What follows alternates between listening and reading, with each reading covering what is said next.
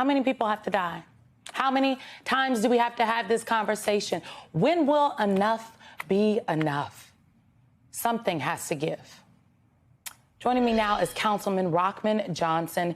He represents Jacksonville City Council District 14, and he is a professor of journalism at Edward Waters University, the university where the shooter went prior to the Dollar General. Councilman, thank you for being here today. First, our hearts go out to you and the people of the Jacksonville community. I know that there were 2 prayer vigils that took place today. Additional ones are planned. How are people feeling? The mood is sadness and heaviness. I will say it's not anger. Yesterday, while I was in the community, I went over and spent time, and I ran over instantly because I'm a 5th generation Edward Waters University graduate, and now as a professor. That's home. As a journalist who's traveled the world doing this journalism work, I come with a unique perspective, and just the stories that were there, and for us to be a part of it. We stood together in the middle of the street, holding a prayer vigil, holding hands, and it's heaviness, and it's not even anger. As I hugged and as we prayed and talked, we've got to do more than just send thoughts and prayers and talk and pray. We have got to find ways to create action that is positive and sustainable. But it's just a heavy, sad mood, Simone, and even our students. I talked to a couple of my students via text message this morning who said they were even still sad or afraid to come out of their dorm rooms. And that's no way for a student to go to school. No way at all. Your governor, Ron DeSantis, addressed the shooting earlier today. I want you to take a listen. Florida, the state, and its people condemn the horrific racially motivated murders perpetrated by a deranged scumbag in Jacksonville at the Dollar General store. Perpetrating violence of this kind is unacceptable, and targeting people due to their race has no place in the state of Florida. Councilman, do you feel like enough is being done in Florida to prevent this kind of racist violence? Absolutely not. And we've actually done more to perpetuate it. We have set the scene for these kinds of things to happen. I mean, when you look at it and look at the fact that we now have permitless carry, look at the fact that we are targeting African-American education in schools, look at the fact that we are trying to keep diversity education out in diversity, equity, and inclusion programs, come against the trans community. We are setting the tone for this kind of stuff, and it has to stop. Equity and equality means understanding that we can communicate. We may not all worship together, do the same thing, be in the same place, but what we can do is learn from each other. And when we have this kind of divisive rhetoric, this is exactly what happens. You know, Councilman, some people would say that some of that divisive rhetoric comes directly and has come directly from the governor of Florida, Ron DeSantis. Do you think the actions that the governor has taken since he has won re-election have potentially contributed to the climate in Florida today that led to this racist attack?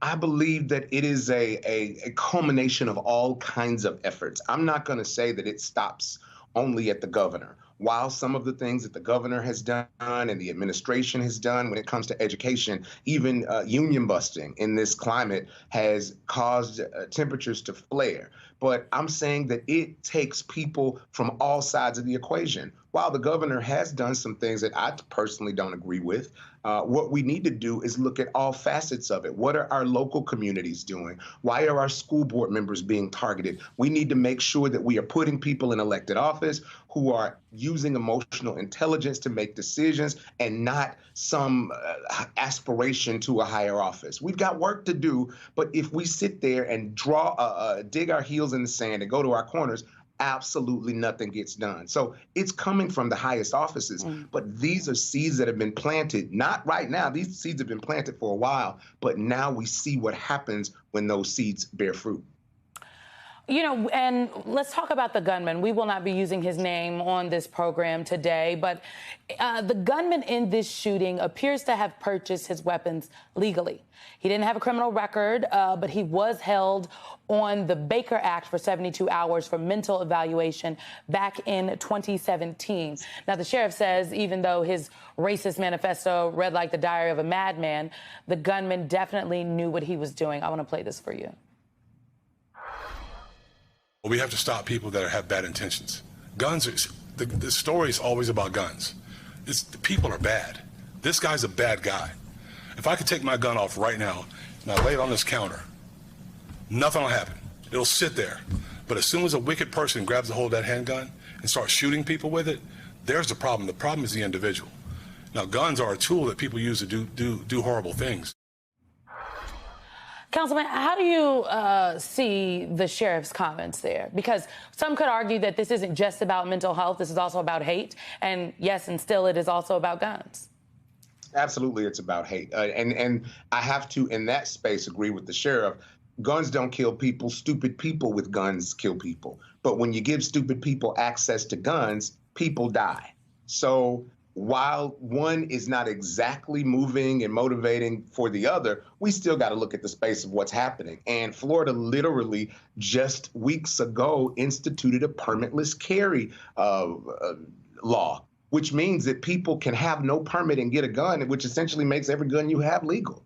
That's an issue. We have got too many people with access to weapons of mass destruction, with guns. These kind of rifles aren't used for hunting. They're literally used to take lives. And so while I'm not trying to pick a fight with anybody in particular, what I am trying to do is do the work and use my voice and whatever platform I have to protect our communities.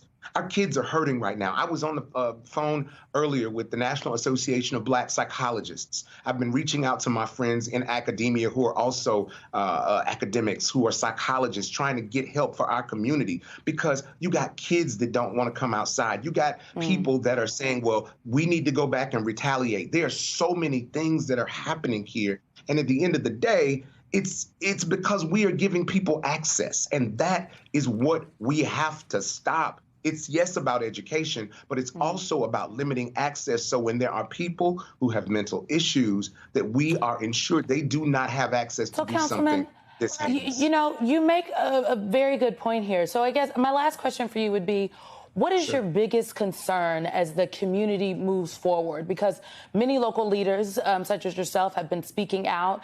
You just talked about a number of the different things that can and should be done. What's your biggest concern? Simone, my biggest concern here is just ensuring that we are talking to each other. We've got to do the work. There's a forum going on right now, but we got to do more than just hold vigils and forums, and we got to make sure that the needs of the people are met. Right now in this community, one of the immediate needs we have is that Dollar General was actually a place where people could go and get the groceries, their eggs, their milk, stuff they needed for the week. Now those people don't have access to that in the community. So I've been trying to work with some grocery providers and other community service organizations to ensure those people are eating. But we got to do what we need to do to help each other. We first got to have conversations. We got to make sure our mental health is protected, because people just don't know where to go. And when you have that unbridled enthusiasm and that move to want to do something different, you don't know how it's going to come about. And let me tell you, Simone, yesterday, former Congresswoman Marcia Fudge helped us put together what's called the house party that they've been having at events. Marcia Fudge, the current Secretary of Housing and Urban Development. Yes. Correct. So Secretary Fudge helped us put this event together. Well, this event was supposed to be at Edward Waters University. Unfortunately, there was a pipe that burst, some air conditioning issues. Of course, we're in Florida, and we were able to get that event moved about 2 miles away to the State College. But had not that catastrophe happened at the school, we would have had hundreds of people there, Black and brown people of unique income circumstances, trying to get home ownership. And it doesn't run past me that we've been promoting this event for a while, and not many people, unless you were registered, knew that we were moving the event to a new location. So we got to do better with making sure. When I say we, I mean there is a lot of work. And Simone, I got to say, I'm so thankful for you continuing to do the work. I cannot say enough. Thank you for all you do. Thank you, Councilman. Jacksonville City Councilman Rockman Johnson. We appreciate your time, and we are praying for your community, and we know you all are looking for action.